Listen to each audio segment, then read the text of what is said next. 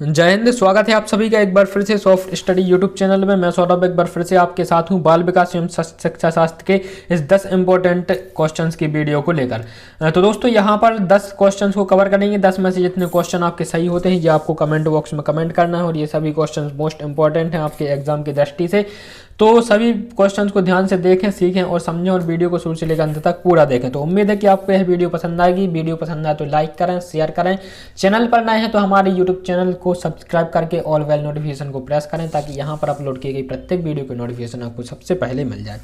Start करते हैं इस वीडियो को पहले क्वेश्चन के साथ में। पहला क्वेश्चन आपके स्क्रीन पर है, लिखा हुआ है एक अच्छी पुस्तक का गुण नहीं है। एक अच्छी पुस्तक का गुण नहीं है तो लिंग के आधार पर भेदभाव करना, लिंग के प्रति संवेदनशीलता, लिंग असमानता या फिर सामाजिक जिम्मेदारी। तो एक अच्छी पुस्तक का जो यहाँ पर गुण नहीं है वो हो जाता है आपका लिंग के आधार पर भेदभाव करना। ऑप्शन ए इसका करेक्ट हो जाता है। ठीक है, लैंगिक भेदभाव से बच्चों के मस्तिष्क पर नकारात्मक प्रभाव पड़ता है तथा वे अपने विकास के अस्तित्व को और महत्व को लेकर गलत धारणा विकसित कर सकते हैं। ठीक है, ऐसे बड़ी सामाजिक बाधा को दूर करने के लिए अध्यापक अपनी शिक्षण गतिविधियों पर ध्यान देकर इसमें योगदान दे सकते हैं।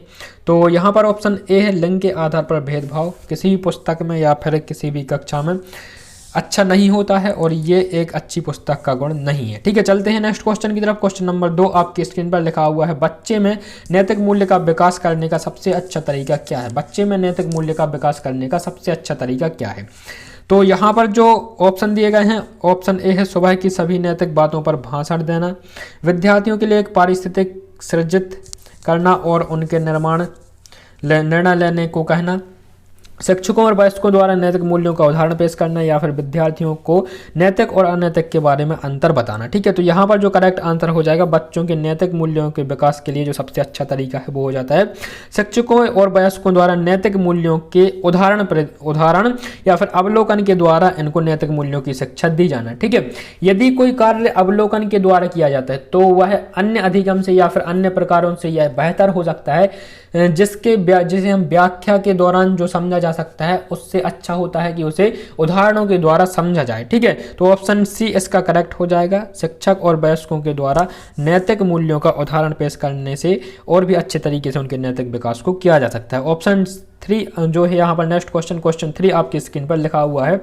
अधिगम की अयोग्यता के लिए निम्नलिखित में से कौन सा कारण नहीं। अधिगम की अयोग्यता किस पर निर्भर नहीं करती है ये आपको बताना है। ठीक है, तो अधिगम अयोग्यता को हम अधिगम अक्षमताओं से जोड़कर देख सकते हैं। जो अधिगम अक्षमताएं होती हैं वो एक तो ये जन्मजात हो सकती हैं और दूसरी उन्हें अर्जित किया जा सकता है या फिर किसी प्रकार की क्षति के कारण भी ये अयोग्यता या फिर जो है निर्योग्यता उत्पन्न हो सकती है। ठीक है, अधिगम की। तो यहाँ पर जो है इसका कारण नहीं है तो ऑप्शन ए यहाँ पर अध्यापक के पढ़ाने का ढंग जो है यह अधिगम निर्योग्यता जो है इस पर निर्भर नहीं करती है। अध्यापक की पढ़ाने की शैली कुछ भी हो यहाँ पर। इसके अलावा गर्भावस्था के दौरान शराब का सेवन यह अधिगम निर्योग्यता पर निर्भर कर सकती है। आनुवांशिकता पर वही अधिगम निर्योग्यता या फिर अधिगम की अयोग्यता आनुवांशिकता पर भी निर्भर कर सकती है। और ऑप्शन सी है मानसिक पिछड़ेपन पर भी यह निर्भर करती है। और ऑप्शन डी शिशुकाल के दौरान दिमागी बुखार के द्वारा भी अधिगम प्रभावित हो सकता है व्यक्ति का या फिर बालक का। ठीक है, तो यहाँ पर जो ऑप्शन ए है अध्यापक के पढ़ाने का जो ढंग है यह इस पर निर्भर नहीं करती है अधिगम अयोग्यता। ठीक है, चल नेक्स्ट क्वेश्चन है दोस्तों क्वेश्चन नंबर 4 लिखा हुआ है कि भाषा के आधार के संदर्भ में पियाजे द्वारा कौन से क्षेत्र को अनदेखा किया गया है। भाषा के विकास के संदर्भ में पियाजे द्वारा कौन से क्षेत्र को अनदेखा किया गया है। वंशानुक्रम को, सामाजिक अंतःक्रिया को, आत्म केंद्रित भाषा को या फिर बालक द्वारा सक्रिय निर्माण। तो पियाजे जो है इन्होंने संज्ञानात्मक विकास की अपनी 4 अवस्थाएं बताई हैं इन्होंने, जिस सिद्धांत में इन्होंने सामाजिक अंतःक्रिया की भूमिका को अनदेखा किया है। ऑप्शन बी इसका करेक्ट हो जाएगा, सामाजिक अंतःक्रिया। वहीं दूसरी ओर जो वाइगोत्स्की ने मानव विकास का जो सिद्धांत दिया है इस सिद्धांत में वाइगोत्स्की ने सामाजिक अंतःक्रिया को विशेष रूप से महत्व दिया है। ठीक है, तो यहाँ पियाजे ने जिसे अनदेखा किया है वो सामाजिक अंतःक्रिया। चलते हैं नेक्स्ट क्वेश्चन की तरफ। क्वेश्चन नंबर 5, आरटी अधिनियम का संबंध निम्नलिखित में से कौन सी विकलांगता अधिनियम से है। आरटी अधिनियम का संबंध निम्नलिखित में से कौन सी विकलांगता अधिनियम से है।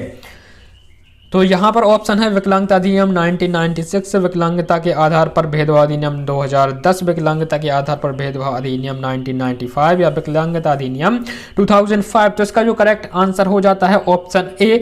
आरटीई अधिनियम का संबंध है विकलांगता अधिनियम 1996 से। आरटीई अधिनियम का संबंध विकलांगता अधिनियम 1996 की अनुवाद 3 से है। ठीक है, इस बाद में अधिनियम में सभी प्रकार की विकलांगताओं को शामिल नहीं किया है। कुछ प्रकार की विकलांगताएं हैं जैसे कि दिमागी बुखार हो गया, आपका लकवा हो गया, आत्मकेंद्रिता जिसे हम ऑटिज्म भी कहते हैं, और दूसरे कुछ मानसिक विकार हैं जिसे इस विकलांगता से मुक्त रखा गया है, फिर इसमें शामिल अधिनियम में शामिल नहीं किया गया है। ठीक है, चलते नेक्स्ट क्वेश्चन है दोस्तों, क्वेश्चन नंबर 6 लिखा हुआ है कोहलबर्ग के अनुसार गलत और सही का निर्णय करने की चिंतन प्रक्रिया को कहा जाता है। कोहलबर्ग के अनुसार गलत और सही के निर्णय करने की चिंतन प्रक्रिया को क्या कहा जाता है? तो यहाँ पर कोहलबर्ग ने जो नैतिक विकास के सिद्धांत में उन्होंने नैतिक तर्क को एक चिंतन प्रक्रिया के रूप में परिभाषित किया है जो सही और गलत के निर्णय में शामिल होता है। ठीक है, तो ऑप्शन डी इसका करेक्ट हो जाएगा, नैतिक तर्क। कोहलबर्ग के अनुसार गलत और सही का निर्णय करने की जो प्रक्रिया है, इस चिंतन प्रक्रिया को नैतिक तर्क कहा जा सकता है। ठीक है,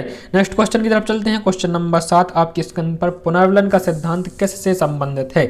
तो पुनर्विलन का सिद्धांत है पेवलोव से संबंधित है। ऑप्शन ए इसका करेक्ट हो जाएगा, पेवलोव। ठीक है, पेवलोव ने दिया है पुनर्विलन का सिद्धांत।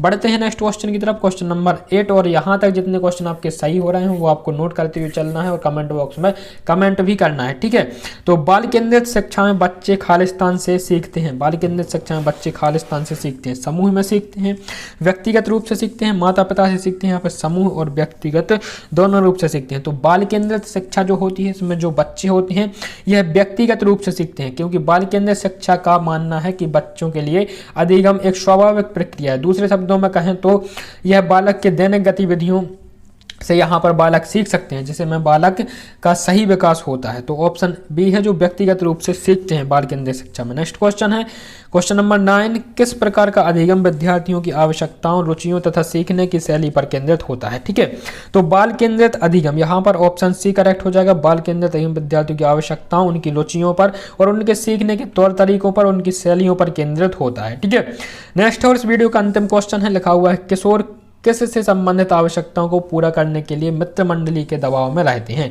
तो जो किशोर होते हैं इस अवस्था को हम तरुण अवस्था के नाम से भी जानते हैं। किशोर अवस्था जो होती है 12 वर्ष से 18 वर्ष की अवस्था होती है।